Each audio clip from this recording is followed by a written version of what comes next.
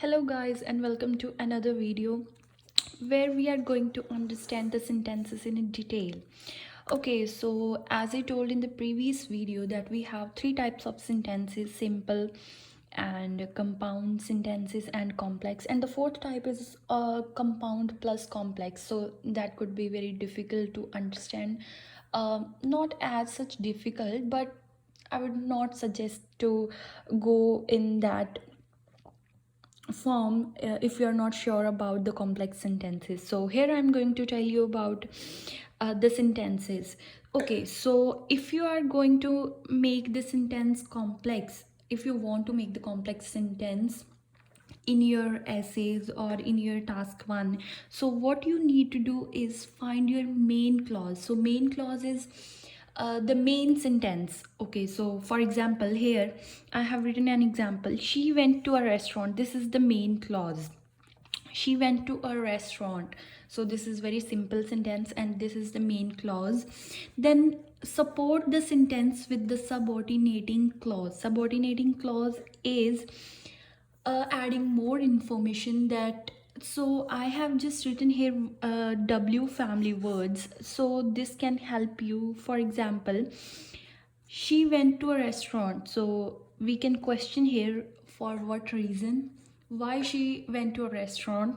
So the answer is because she was hungry. This is the supportive sentence. You can say that this is the supportive sentence that supports the main clause and help the sentence to make it bigger and help the sentence to make it a complex sentence. So she went to a restaurant because she was hungry. So provide some additional information. Ask the main sentence that why is this, why is the reason. For example, in IELTS task 2, whenever we are writing about the advantage or disadvantage, or we are agreeing disagreeing with whatever it is, so we are giving the point of view, our point of view, and we are adding the information that why is our point of view is this, why it is so. So the information that we are giving, you don't need to give it in different sentence, you need to mention it in the same sentence, making it a complex sentence. So I will tell you in another video about that. So in this video, let's deal with the task 1. So many of us have some problems that we are just continuing with the same sentence, we are writing the same form of the sentence. So here I have mentioned three forms of sentences you can write in your task 1. For example, I'm just starting with the simple sentence. The ratio in year, for example, it's just a random bar graph, and the ratio is given of some cars or maybe something. So the ratio in year 1990 was 16%, 16% of some cars or something else. So this is very simple sentence, everybody can write in this form. The ratio in year 1990 was this much. Okay, so after writing the simple sentence, then we need to add information in writing next sentences. So what information we can add? Does it increase or decrease in the following year? Okay, so the ratio in 1990 was 16%. So in 1991, what was the ratio? Does it increase or it decrease? Okay, so if it increased with 2%, then what we can write? We can write the ratio went up. So went up here I have used for increased ratio by 2%. So it was 16 and it became 18% in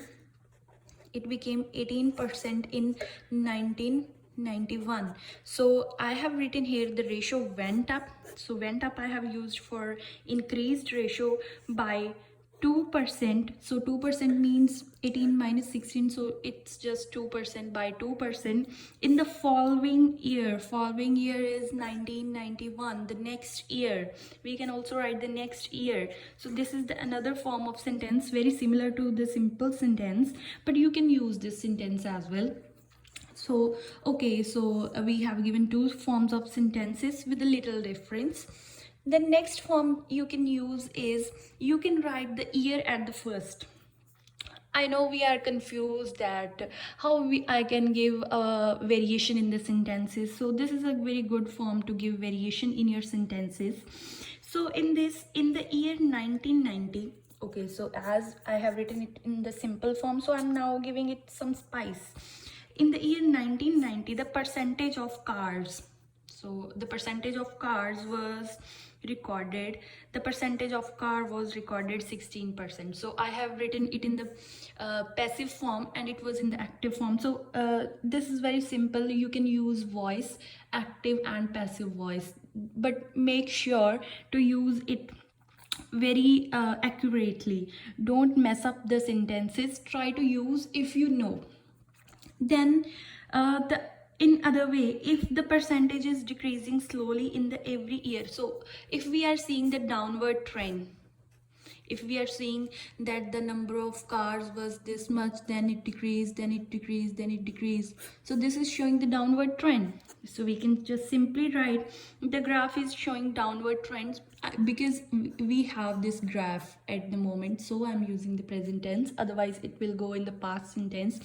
The graph showed the graph showed decreasing trend as the ratio of cars gradually decreased from 1990 to 91 to 3 1993. So we can simply write in this form. So it depends upon you how you want to use the sentence. It depends upon you how you want to make the sentence variant, how you can create variations in the sentences.